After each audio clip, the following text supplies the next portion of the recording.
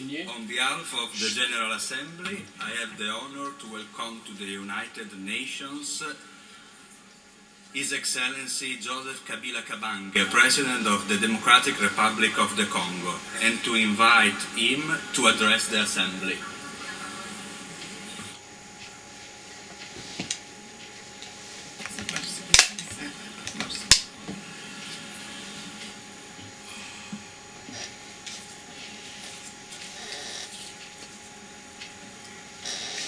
Madame la Présidente, Monsieur le Secrétaire Général, Excellences, Mesdames et Messieurs les chefs d'État et de gouvernement, Mesdames et Messieurs, comme plusieurs années auparavant, je me réjouis de prendre la parole du haut de cette tribune, d'abord pour rendre hommage à un digne fils du continent africain, M. Kofi Annan, qui vient de nous quitter il y a quelques semaines, après avoir marqué notre organisation d'un engagement exemplaire au service de la paix. Je salue ensuite le leadership incontestable du secrétaire général Antonio Guterres, dans la défense d'un multilatéralisme fort influencé par une ONU réformée. En même temps, j'adresse mes très vives et chaleureuses félicitations à vous, Madame la Présidente, pour votre brillante élection, reconnaissance évidente de votre expérience en qualité de diplomate. Madame la Présidente, lors de mon intervention à la 72e session ordinaire de notre auguste Assemblée, j'avais brossé la situation interne de mon pays en affirmant sur le plan sécuritaire que grâce aux efforts entrepris, nous avions réussi à inverser la tendance dangereuse au centre du pays et à améliorer significativement la situation. Pendant qu'au nord-est, les efforts méritoires fournis par les forces de défense et sécurité nous permettaient de contenir les attaques terroristes à l'intérieur du territoire national ou de s'exiler dans les pays limitrophes du fait de violences déplorées. Le défi de la sécurité reste cependant entier dans la région du Nord-Est à cause de la persistance des activités terroristes qui n'ont pas endeuillé seulement le territoire de Béni le 23 septembre dernier, mais aussi d'autres pays de la région. En tout état de cause, ces attaques qui constituent un défi de plus à tous ceux qui ont à cœur la défense d'un monde libre, débarrassé de toute violence aveugle, ne nous empêcheront pas de poursuivre notre action en faveur de la paix et de la stabilité de notre pays, et surtout d'engager d'autres efforts supplémentaires en vue de la sécurisation du processus électoral en cours. Madame la Présidente, au plan politique, en saluant les efforts fournis par toute la classe politique, traduits à travers un consensus global sur le processus électoral, avec pour objectif ultime l'organisation des élections, j'avais mentionné le progrès réalisé, notamment dans la constitution du fichier électoral et l'imminence de la publication du calendrier électoral. En dépit des défis énormes qui jonchent encore son parcours sur tout le plan, comme l'année passée, je réaffirme le caractère irréversible de la tenue des élections prévues à la fin de cette année. Ainsi, la situation politique de mon pays gagne en lisibilité. Toutes les échéances prévues au calendrier électoral en vue de prochains scrutins étant à ce jour tenues. Tout sera mis en œuvre afin de garantir le caractère apaisé et crédible des scrutins, gage de la consolidation de la stabilité politique et économique dont la République démocratique du Congo a tant besoin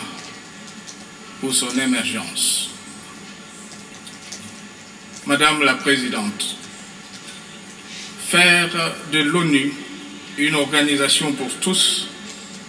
une force mondiale fondée sur des responsabilités partagées au service des sociétés pacifiques, équitables et durables. Tel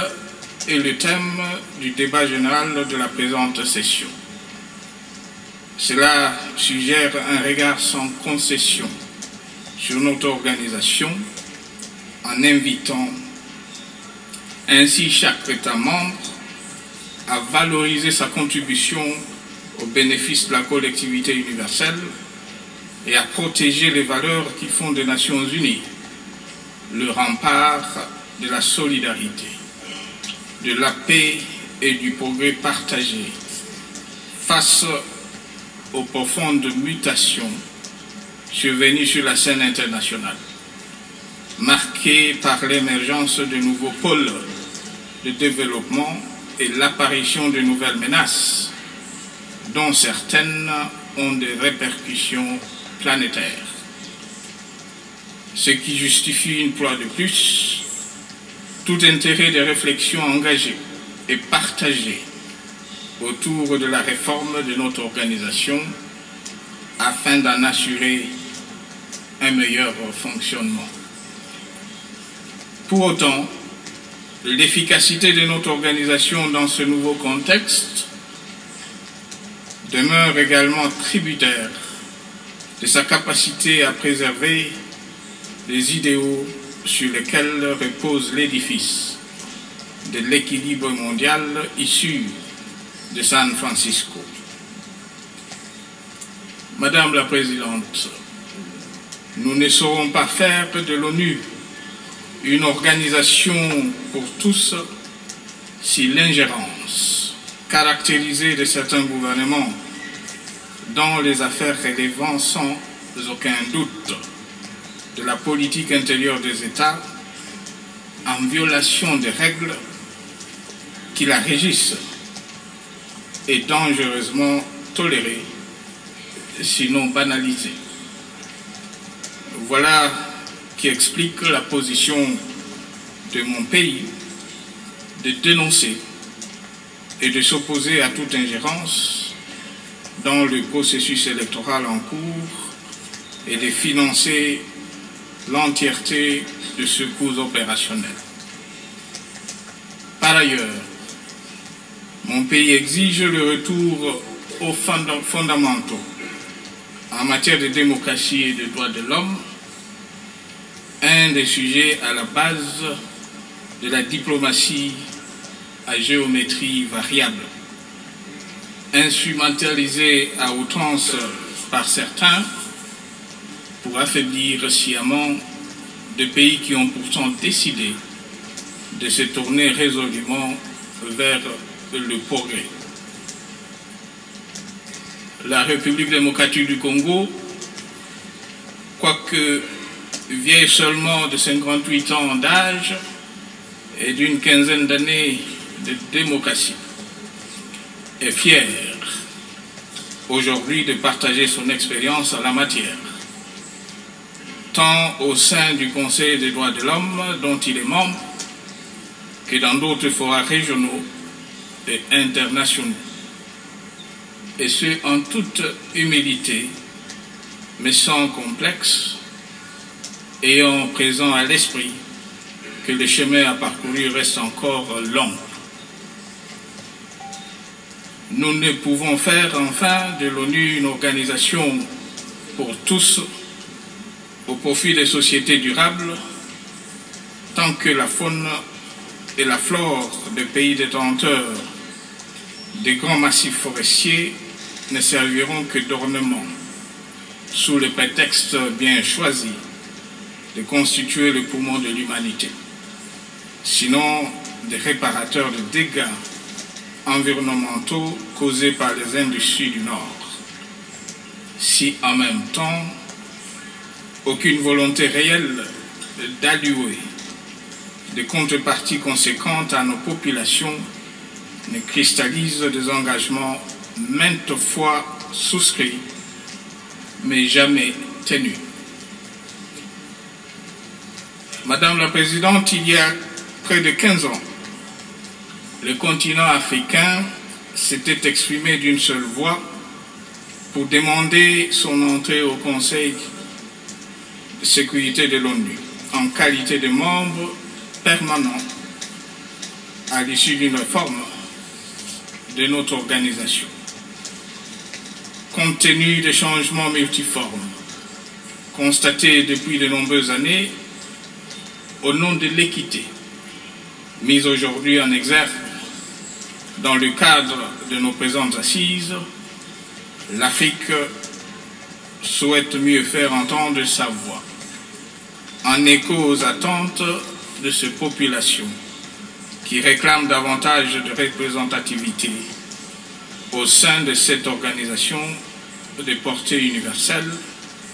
dont l'essentiel de ses actions de maintien de la paix concerne le continent. Aussi, 20 ans après le déploiement des forces onusiennes dans mon pays, et en raison de leurs résultats largement mitigés au plan opérationnel, mon gouvernement réitère son exigence du début effectif et substantiel du retrait de cette force multilatérale. Et pour conclure, Madame la Présidente, je mesure le progrès réalisé aujourd'hui par mon pays, qui il y a encore quelques années était confiné au rang d'État failli, mais aujourd'hui affiche des ambitions d'émergence incontestables, tant les signaux économiques, sécuritaires et politiques sont encourageants. Les défis qui se dressent devant nous ne sont certes pas le moindre, mais ils ne peuvent infléchir ma foi en un avenir radieux pour mon pays, où le peuple sait déjouer le piège de l'histoire et affirmer avec force son attachement à son unité, à son indépendance et à sa souveraineté. Je voudrais aussi vous assurer que la République démocratique du Congo se tiendra toujours aux côtés de notre organisation aussi longtemps que celle-ci restera elle-même à notre côté, parce qu'elle incarne l'aboutissement le plus concret des efforts de tous pour la paix et le bien-être de notre planète. Il revient cependant aux États membres d'œuvrer en faveur d'une organisation plus forte en préservant dans leur agir les valeurs qui l'ont vu naître et dont la portée se trouve sans conteste dans la préservation de l'humanité. Madame la Présidente, Mesdames et Messieurs, je vous remercie.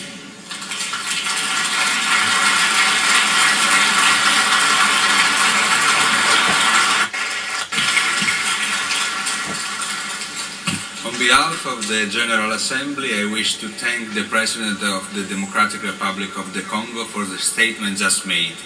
May I request representatives to remain seated while we greet the head of state.